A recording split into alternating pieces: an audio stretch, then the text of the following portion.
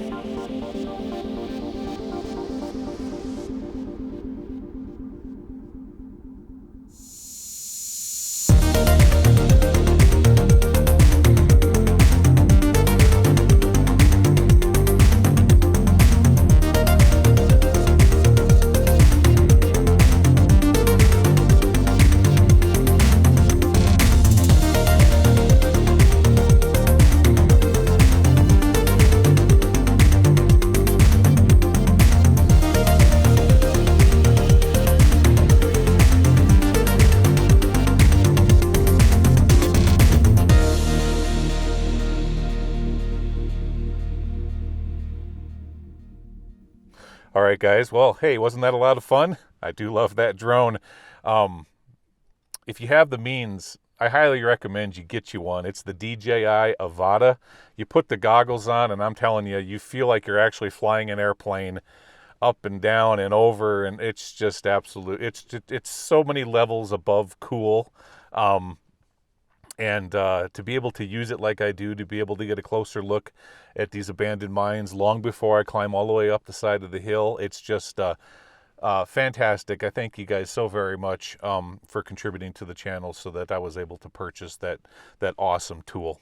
Okay, guys, I'm going to get ready now. I got to get all my gear put together. The first thing that we're going to do is walk over here, get a closer look at that old cabin, and then I'm going to head up the hill, and we're going to start exploring these old mines. All right, guys, let's explore this old mine. So the first thing that we're going to do here, take a look at this old can dump. Yeah. So I'm looking at the cans right now to see what kind of seal they have on them. If they were sealed up on the sides with solder, then we're in the 1800s, but right now everything that I'm seeing is 1920s, 20s and 30s. Yep. Same with the bottles. I'm seeing I'm looking at the bottoms of these bottles and the thickness of them.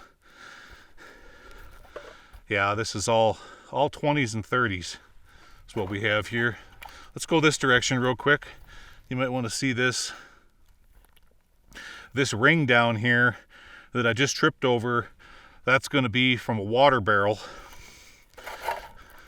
because they probably had to haul water up here, you know, for drinking. See, there's a bunch of other rings right there. Now, where's the wood, you might ask? Well, when the barrel became no good, it was probably torn apart, and maybe the wood was used for firewood or repurposed for something else. Okay, let's get up here by this cabin. There we go. So it's got a rock perimeter, and let's see here. Oh wow, this is neat. Well, there's the door, what's left of it. So the whole thing flumped over on its side. I'm standing on the wall right now. That's what happened. Yeah, it just kind of fell over on its side. All right, well, let's go around.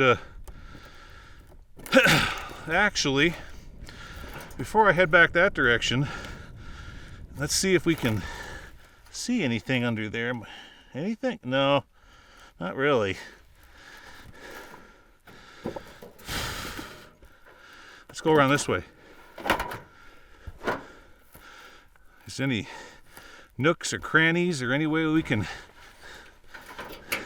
peek inside? Not really. Let's look over this way. Oh, here we go. There we go. All right, there we go. Oh, let's see here. Let's turn flashlights on, look up in there. Little pack rat nest. That's about it. That's all I'm really seeing, guys. Yeah, what is that thing? Oh, that's a strap. It's a metal strap. Okay. Yeah, great little place for snakes. Super, super good snake hideout. Now, what's this over here? So we got a root cellar. That's what this is. Because you know how hot it gets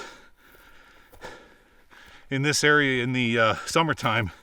So to keep your canned goods in a place where they're not going to get all hot, and to help preserve your food, you keep it in a cellar underground. That's what we have right here. Keep it out of that hot sun. And now it's all caved in. All right, so here we are, looking back on the cabin. off to my left in the upper left-hand part of your corner of your screen there, that is the copper mine, the open pit copper mine that I took you guys to a few weeks ago.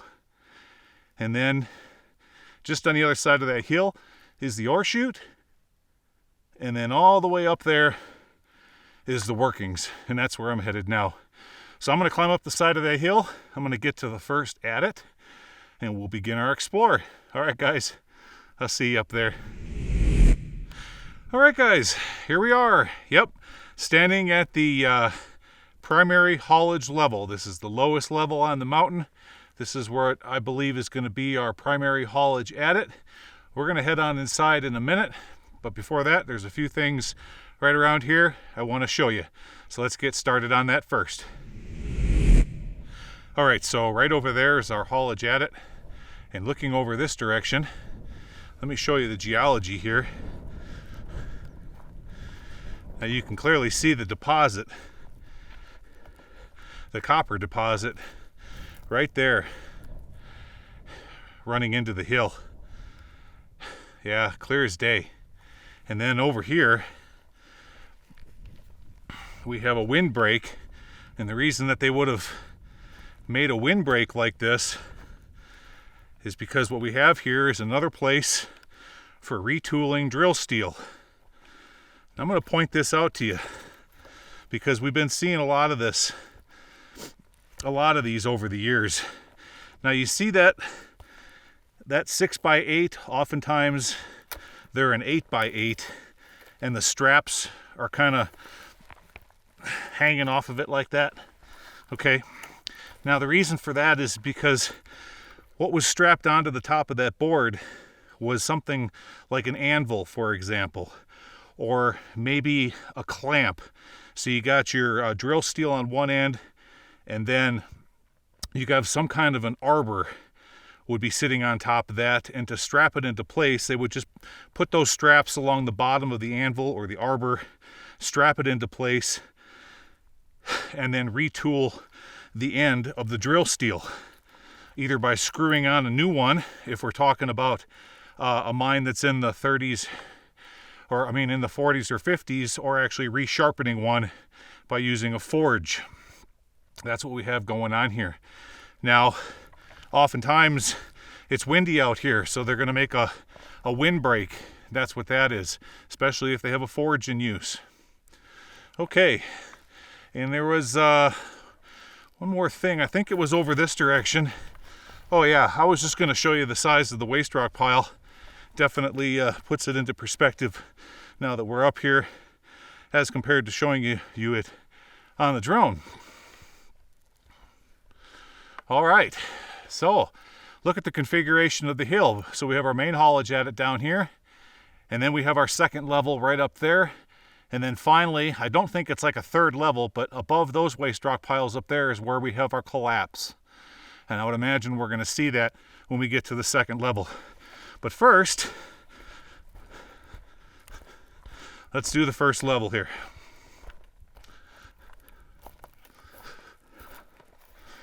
Okay.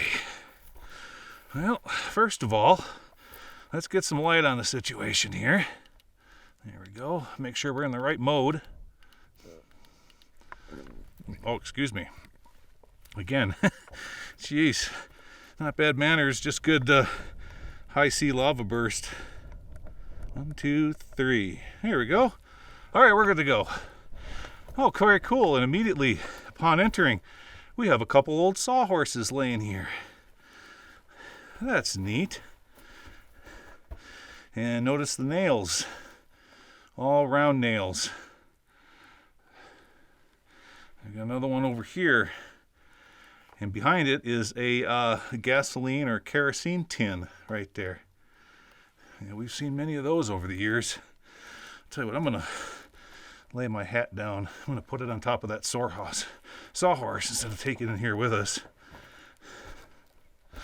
Okay, here we are. Let's look on up in there, see if we have any glowing eyes today. Now, after all of the mountain lion sign that we saw last weekend, yep, today I do have my pistol with me. Oh, wow. Immediately, I just got hit in the face with a scent of sulfur. So we're coming into some porphyry rocks here. And that's what was going on with these copper deposits. So you had the porphyry running up through the cracks between between the dolomite limestone and creating these pockets. See, like that's this one right here that they cleaned out. These lensed shaped pockets of copper ore. Yeah, it smells like a box of matches in here. Yeah, it certainly is. Look at the porphyry deposit that we're running into.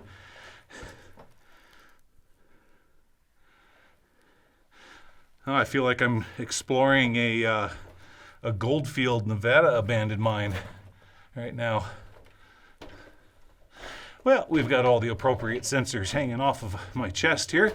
We got an O2 sensor, an H2S monitor, so we're all good to go. Now here we have, look at this, we've got some groundwater coming in right here. Notice it's dripping on the ground, and it's coming down right through this area of more, I don't know if I'd call this a fault, but it's definitely making its way. All right, what else we have up in here? More groundwater coming through. Bunches of cross ties laying on the ground. Still seeing nothing but round nails. Okay.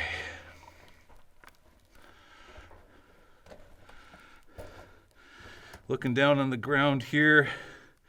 All right, yeah, I am seeing a really, really old footprint from a previous explorer. Wonder when was the last time they were in here.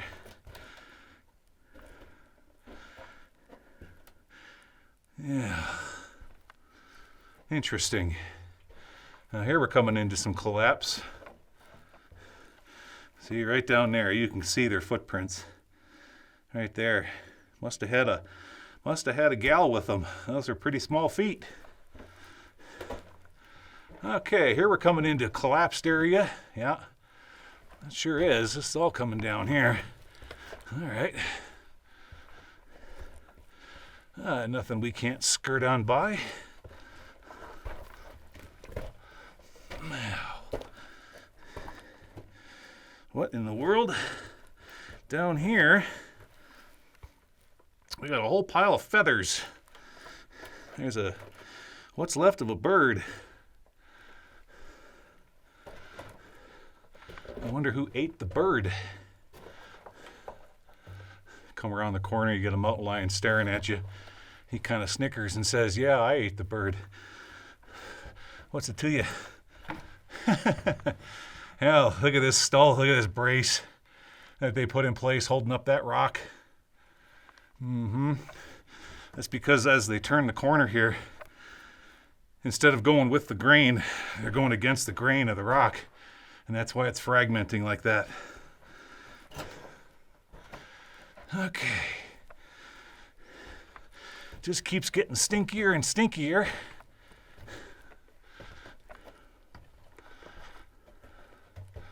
What do we have up in here now?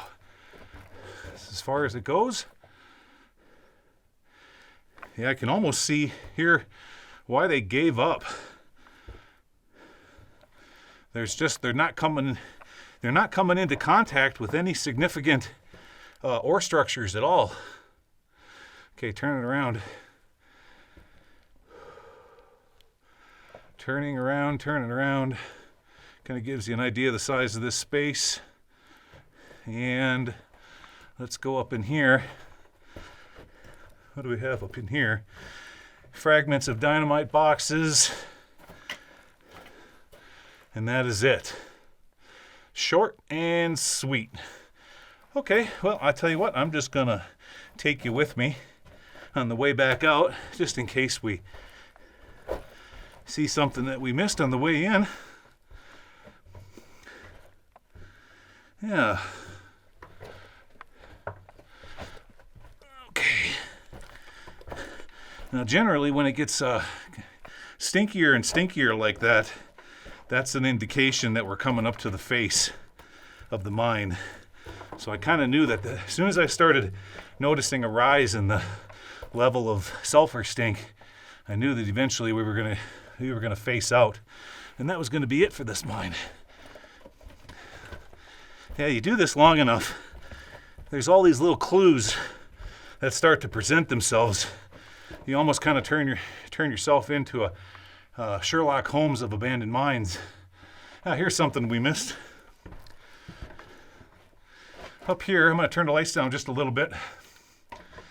Look at all the quartz stringers running through there. Isn't that cool? Like a spider web of tree roots, only that's all quartz. Okay. And here, off to my left, this is where all that sulfur smell has come from. This is our porphyry right here. Notice how it expands outward into these cauliflower-looking formation. Well, that's because it's hygroscopic, is why it's doing that. And they're really delicate too. Just barely touch it and it falls off. That's what's going on there. Hygroscopic means that it absorbs moisture from the air and its surroundings. Okay, let's keep on going here.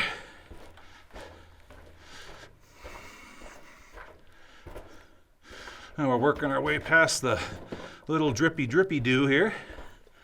Okay. Well, they had a good thing going. I mean, they were all ambitious, going after what they thought that they could maybe get in underneath some of this copper material, but it just didn't play out the way that they wanted to. So they probably said, well, that didn't work out. Let's go higher up on the hill. We'll drop in another one and see if that'll work. All right, guys, that's what I'm gonna do next. I'm gonna go climb up the side of the hill, and I'll see you up there at level 2. All right, guys, made it. Okay, let me show you the configuration of this mine. Yeah, let's start off by flipping the camera around. Now look right down there. You can see the waste rock pile where we just came from, and that's gonna go straight towards me and underneath the hill. Now, as we got back into that mine, this is what they were trying to intersect. Higher on the hill, we have a vertical shaft going straight down, and at one time, this would have been an ore pass to go to meet up with the primary haulage at it, but now it's all filled in. Now, we saw no evidence of this shaft meeting up with the workings below, so that tells us it was never finished. But they dropped the shaft in right here next to the vein of ore, and it's running along the left-hand side there. On the right-hand side is mostly a metamorphic rock and that dolomite limestone. You can see the margin running right there. So there's nothing to see on this short level, but higher up we've got a big waste rock pile right there, and you can clearly see all of the copper ore and limonite type material sitting in that waste rock pile. So I'm going to hike up along the left-hand side here. I'll meet you up there. Okay, guys, here we are. Let's just call this level 3, the level right above the vertical shaft I just showed you. Okay, let's flip the camera around. There we go. Now you see that hill out in the distance there with all the snow on it? Well, that's where we were over the last couple of weekends. Yeah, so that whole hill is just riddled full of copper mines over there, and then to the left of that hill over there is where the open pit is. Okay, just to orientate you real quick, once again, down the bottom there's our 2 waste rock piles from the primary, the shaft, and now up here we have another blind over there. I'll show that to you in a second, and then off to the right here is our adit. Now over here, let's see if we find another one of them stumps with straps on it. Let's look in here. Now this building was bigger at one time, Indeed it was. And so I'm not seeing the stump for the anvil, but I am seeing a little place back up in there. That might have been used for powder storage, but it doesn't go in very far. Yeah, it's kind of shallow for powder storage. But this whole bank came down, probably buried that post. Okay. Turning around here. I'm going to go around this direction. Yeah, look at all the... Now here's where you guys are going to be seeing all that green material, as well as with some malachite. You can see the malachite down in there. Yeah. That's that blue scale. Some of it could be Chrysocolla. If it was a deeper blue, you know, then we're starting to get more towards azurite. But I'm not seeing any of that. Oh, that's a cool looking mine, huh? Yeah, neat. All right. Well, I'm gonna leave my hat out here on the bush, just so everybody knows which one I went in before the whole thing came down on me. All right. Okay. Get some light on the situation here. Looks like we're already good to go. Let's shine up in there. I'm not hearing or smelling any kitty cats. That's good. That would be a pretty cool thing to see, wouldn't it? All right, let's look down here on the floor. How long has it been since we've had visitors? Long time. Just the faintest whisper of footprints. They've all been obscured by pack rat and mice feet. Footprints. Litty bitty feet. Okay. Let's keep on going. Well, they ain't quite following the grain of the rock. That's why everything's peeling off and falling here. So what are we going to find when we get up in here? A big collapsed stope? Is that what it's going to be? Yeah, you know, by the looks of all the dust on the floor, I'll bet that's what happened. See, the floor has just a whole layer of dust. Even the ribs have dust on them. So that tells me when this thing failed, you got a huge poof of dust. It came right out the haulage at it. All right, yeah, see? We're getting into a collapse right here. And let's see what we've got here. Oh boy, lots of cool stuff in here. All right, here's our ore chute. What's left of it? Yeah, indeed. See how it failed? All that material came down and boom, took out the whole ore chute right there. See those hanging rocks? Oh yeah, look at here. There we go. There we go. There's some azurite. Finally. Golly, I thought I was never going to be able to show you guys. Right there. There's our azurite. Isn't that pretty? Yeah. Now you know we're in a copper mine. Look at the hit that 8x8 took. Snapped it right in half. Crack. All right, turn it around here. Let's see what we have. Whoa, pitfall. Oh. Look down here. We got a pit. And above our heads, as I suspected, is our stope and all the stalls. It just goes right up there and stops. Off of this support stall, we've got ourselves an old hemp rope from period. That's really cool. And off to my right here, what's back hiding in there? Anything hiding in there? No, nothing in there. All right. Well, let's get a closer look at this. winds. I believe that's what we have here. Yep, indeed we do. The wind's going down, down, down. Right there. Now, see, now technically, if they would have went far enough, this would eventually have intersected with the primary haulage at it. But I'll bet you it only goes down to right there, because that's the level, and that's it. Yeah. Okay. Now, is this going to support my weight? Is there anything around the corner over there?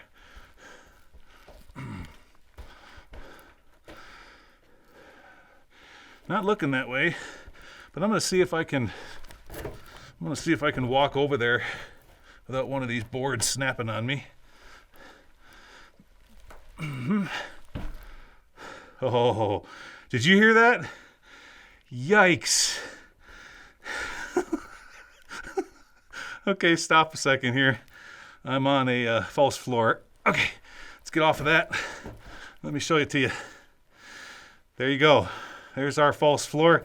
These are the kinds of things you got to watch out for in mines. Look at that. You can see the cracks. See those boards extended out from the winds, and they're kind of obscured by all this rock. Right there, if you step on that, you could go crashing through. All right, what's up here? Anything interesting? Anything at all?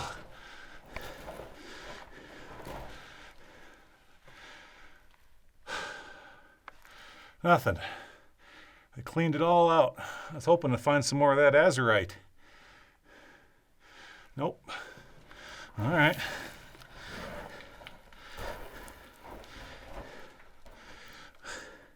All right, let's get past our false floor here. We'll step over on that board right there. Now I want to show you guys something here. First of all, that ladder is too rickety to be climbing on, not without a rope assist. Now you see that rung? See those rungs? Look at how worn out those rungs are. Shaped like an oxbow. That just goes to show you how many times the men have come up and down that ladder over the years. But no, that thing's a piece of junk. They don't look good at all for climbing on. Besides, taking into consideration the depth of the primary haulage at it, it's not going to be going down there very far anyways. Even if I did risk my life climbing that ladder with all the broken rungs, we got kind of a cliff right down there. Yeah, you know I love to do free climbing, but boy, I don't know, guys. That's rope assist kind of stuff right there. Now, if I knew that it was loaded with artifacts, I might risk it, but oh, look, I didn't notice this. So above my head, see how they block that off to keep rocks from falling down as they're working the stope? Right there. Okay. Oh, I wish that ladder would have been nicer. Now, at one time, there's a chance, let me kind of show you over here real quick, that the adit went that way. As I look back there, I can see a piece of drill steel, but we're not getting that way anymore. It's been pinched off. But quite possibly, either, I don't know, that wouldn't make any sense if you think about it, because they're not going to build an ore chute right there. Nah, that wouldn't be an adit back there. I don't know, could be kind of a strange configuration to be blocking off the haulage with that ore chute in that way. Yeah. Okay. Well, again, short and sweet. What do you think? Should we climb up the hill and get a better look at that collapse? Would that be something interesting to look at? Well, let's go up here. We'll see how much higher up on the hill it is. I mean, I think we already got a pretty darn good look at it with the drone. Let's get out here on our rim of waste rock, turn around and get a better look at it. Oh yeah, it's way up there. Way up there. I don't want to go hiking up there. We already got a good look at it with the drone. If you want to see it again, yeah, just check out the drone footage. But you can clearly see how the hill separated and collapsed and came all the way down and completely destroyed that ore chute. Okay guys, that's it. That is all this one has to offer us today. So I've got to hike back down to Old Bob, which is way, way, way down there in the bottom. And we'll see what else we can come up with for today, okay? All right, guys, I'm headed back down the hill. I'll see you down there. All right, everybody, back to Old Bob, safe and sound. Yeah, that wasn't too hard getting back down that hill. I didn't skewer myself like I did not last weekend, but the weekend before on that cactus. Yeah, there is a lot of yucca cactus around here, and you got to be real careful around yuccas because if you fall on one, it'll skewer you like a knife blade. And you definitely don't want to drive over one either. I've had 2 flat tires because a yucca cactus got into the sidewall, completely ruining the tire. Yeah, pretty dangerous stuff. So let's talk about the mine for a second. What did we find today? What are all the clues that indicate a certain date? Well, we got this old cabin right over here, and the corrugated tin that's on it, looking at it and seeing how far it's spaced apart, that tells me it's definitely it's got to be from the mid to late 20s to the 30s is when that cabin was built. And all of the cans surrounding it, by first, it's real easy to figure out. You just look at the cans. If the seam on the can is shiplapped, in other words, like this, okay, then you're in the 20s and 30s. If it's a butt seam with a bead of solder, well, then you know that you're in the real early 1900s, okay, like pre-1910. The other clues that I found around here was the road. The road was not made with a bulldozer. The road going up to the mine, it was all handmade with pickaxe and shovel. So what you got here is you got your hill, and then what they do is they pickaxe and shovel down, and then they roll the material off to the edge of the hill. They hand stack rock on the low end, okay, and then they fill in that void, creating a flat spot or a road. You can also tell that the road was made by hand by its width, okay. A bulldozer is going to have roughly an 8 or a 9 foot blade, and they're going to make a mess out of things going up the side of the hill, pushing material all the way down. That's not the case with this mine. It was strategically pickaxed and shoveled, pushed over, and then pushed up against hand-stacked rock up on the side of the grade of the hill, going all the way up to the mine. Then when I got up to the mine, I could tell by the stalls, and of course, all of the round nails that we were finding, yep, I determined that indeed this mine is from the probably the mid to late 20s to the 30s, somewhere in there. And this was probably one of the very first mines in this entire area. I'm really happy that we were able to explore this. I wanted to get to this mine, even though I knew that it was probably going to be small. But this was it. I can safely say now that we've explored every single mine in this entire area. All the copper mines are done. Okay, guys, before I get out of here, one more final thing before you watch the credits and then watch me do all my blah, blah, blah at the end. It's real important. No matter what mine exploring channel that you guys enjoy, make sure that you are subscribed and those notifications are turned on. It's super important. Subscribing to our channels helps the algorithm. Liking, hitting the thumbs up and the like button, as well as putting a comment in the comment section, are all things that the algorithm latches onto and helps promote our videos, and it pushes our videos out into what are called the feed, so that people out there in the world that might not be interested in mine exploring, maybe they can watch the video and say, hey, that's pretty cool. And then we end up with a new subscriber. That's how it works. So with everything that's going on with YouTube, the ad revenue with the way it is, how far down it is for all of us. Anything that you guys can do to help us out, that would be absolutely great. So make sure you hit that subscribe button and don't forget to turn on those notifications. Okay, guys, I'm going to get on out of here. I got to head all the way back down this valley. So go ahead and watch the credits, and then afterwards you can listen to all my blah, blah, blah. All right, guys, that was a lot of fun. So I'll see you all again next weekend. Okay, take care, everybody. Bye-bye.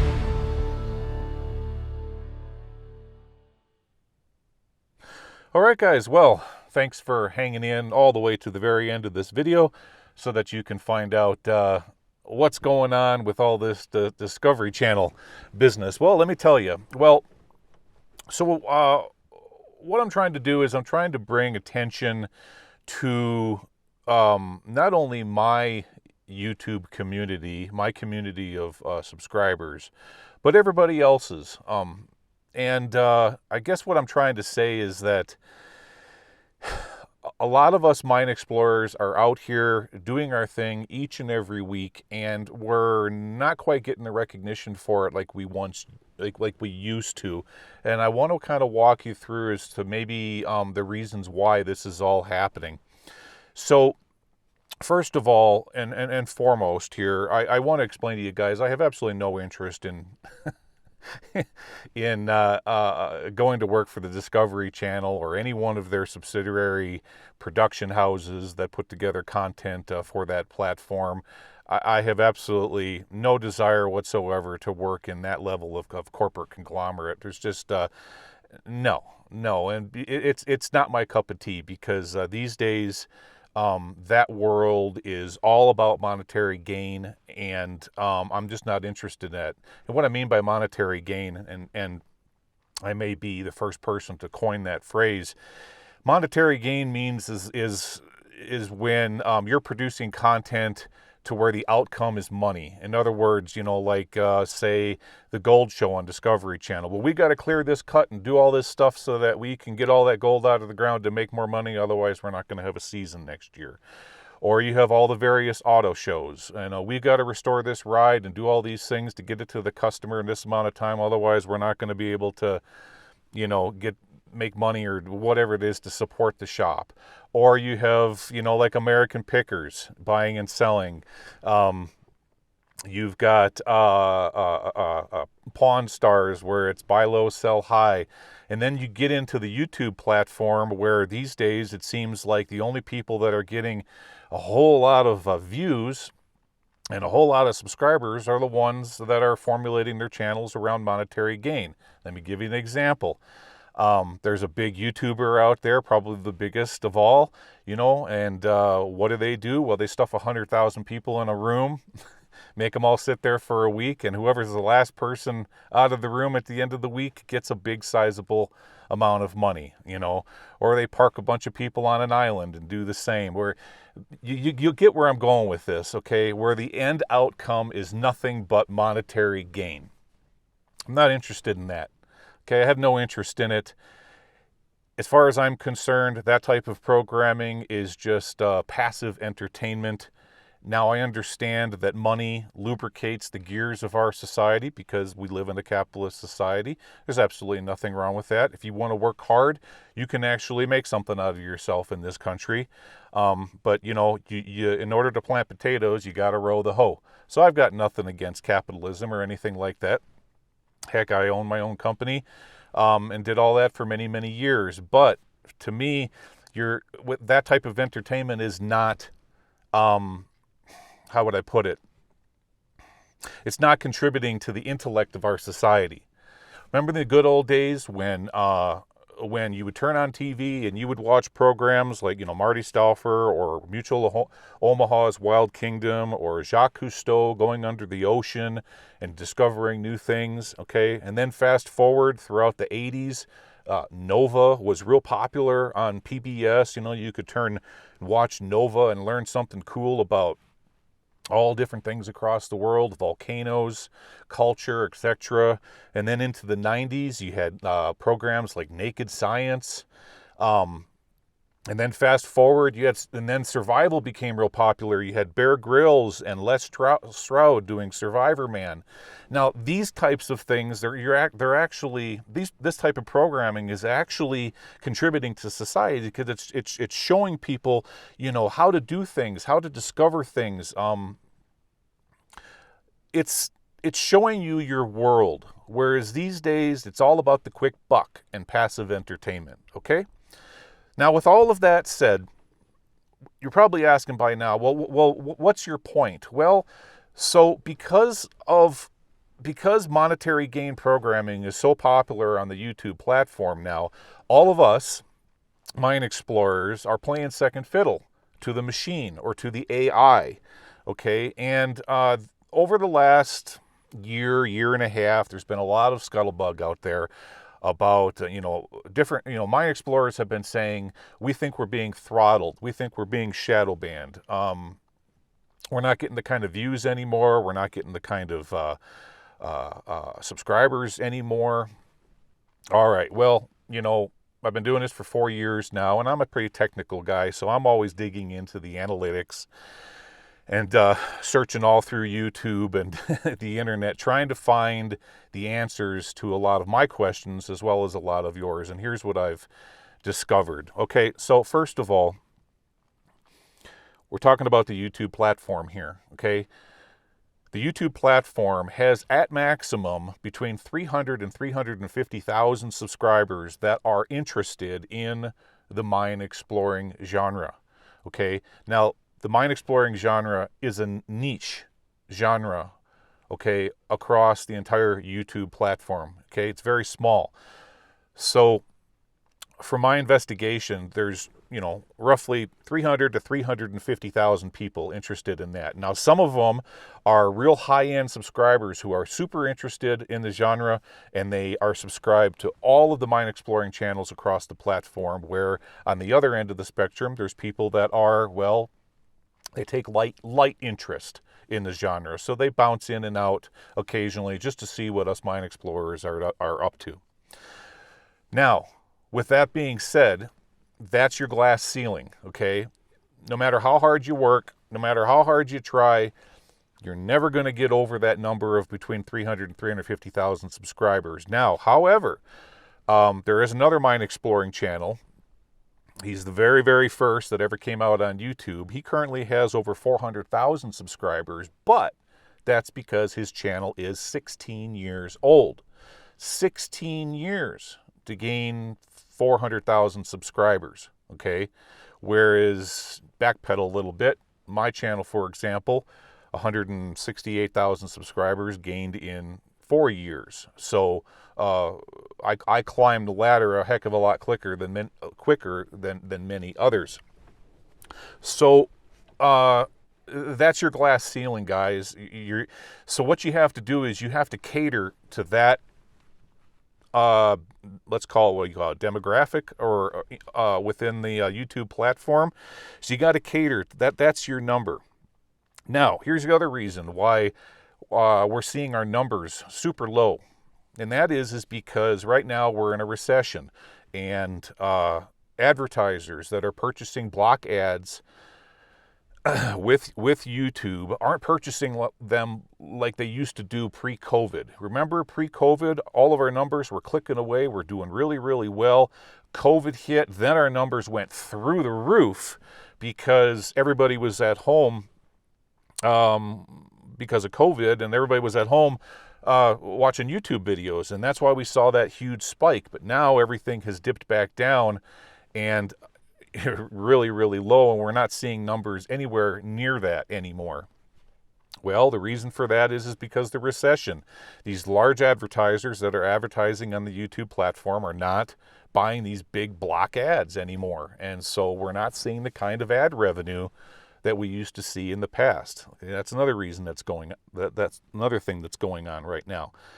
Now, some of you abandoned mine explorers have put out there that it's quite possible that YouTube is shadow banning us or throttling us or putting us in the category of gun review videos or ammunition review videos. You know, a lot of those have been throttled down by YouTube because I'm not going to say that they don't represent. It's not that they don't represent YouTube's community guidelines, but they push the boundaries. You know, they get close and they push the boundaries.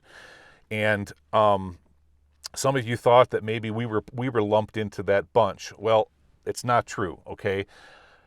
Of all of my research and all the things that I have done, I have not been able to find one shred of concrete evidence that abandoned mine exploring channels are being throttled or shadow banned. I just haven't been able to find it. And I have done hours of work, okay, short of actually contacting somebody at YouTube, because, see, if you do that, all you're going to do is get some intern sipping on their latte.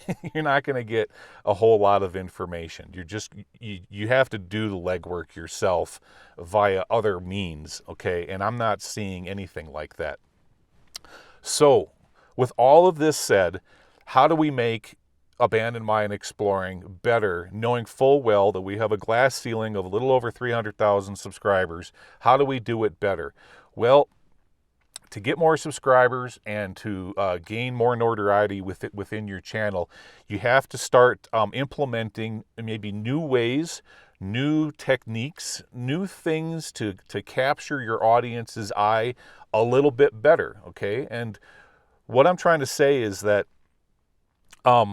there is roughly, 6 abandoned mine exploring channels that are doing a fantastic job actually trying to go out and create quality content. Now, they're doing it within their own skill sets, okay? And all of us have different skill sets, so we operate within the confines of our abilities, okay, or our comfort bubble, okay? Not everybody can do what I do and edit the way that I do. I understand that, but guys, it is not a, how would I put this? I just lost the word now, okay? It's not a competition. Okay, we're not competing against. Yeah, I know there's a lot of you young fellers out there that for whatever reason you think everything is a competition and that, your channel is better than his and his channel's, you don't do rope work and blah, blah. It's not a competition, guys, okay? If you want to watch my channel, you get a more showy presentation of mines. If you want to watch other channels, you get rope work. Other channels offer where, like a couple goes out and explores abandoned mines. Every single one has their very own unique perspective within the abandoned mine explorer genre, okay? So my message to all the mine explorers is out there is, how do you draw more people within the subscriber base and into your channel? Well, if you can, try to step away from, the cookie cutter weekly approach to how you're presenting the mines that you're finding. Try new things, try new camera angles, maybe try a little bit of drone work. Think about, just little things, little twists and tweaks that you can do to help improve the production qualities of your videos. All of us right now are running around finding some amazing sites, absolutely amazing sites. Sometimes I can knock it out of the park. Other times, Tom and Julie knock it out of the park, or Boxy Dan, or Mines of the West, or Adventure R Us, or you know, the list goes on and on. Those are all of the primary mine explorers out there that are out there trying to create really good productions, okay? So when you, since we're all out here doing this and we're all trying to bring that to the public, you want to try to do your best is what I'm trying to say. You know, if you can, take it up a notch. You know, it's really rare anymore in the United States to find abandoned mines that actually are filled with artifacts or filled with newspaper clippings that are dating the mine or dating the location, okay? When you actually come in contact with such a mine, stop for a second, okay? Stop. You got a good one there, okay? Really concentrate hard on the production value of that site and milk it for all that it's worth, because those are rarities. I, as an individual, cannot get out and explore the entire western United States. There's 500,000 mines in the western United States, and there's no, I would need 3 lifetimes, maybe 4, to explore all of it. It's just not possible. So between all of us, we have to do the best that we can to try to bring mining history and this genre to a production level that is really, really good, okay, or as best that we can possibly make, and offer that to the public, okay? Okay, guys, I can't think of anything more that I really want to talk about. That's it. That's pretty much it. So, yeah, let's move on from this and get back into exploring mines and doing what we do best. My message to all the other mines explorers out there, guys, you're doing a great job. I've seen you find some amazing places. Keep doing what you do, and if you can, try to do it a little bit better, because there's going to come a day when maybe they'll change the laws or something will change. The nanny state will grow completely out of bounds, and we just might not be able to do this anymore. I don't know. I don't know when that day's coming, but until it does, let's try to do the best job that we can, okay?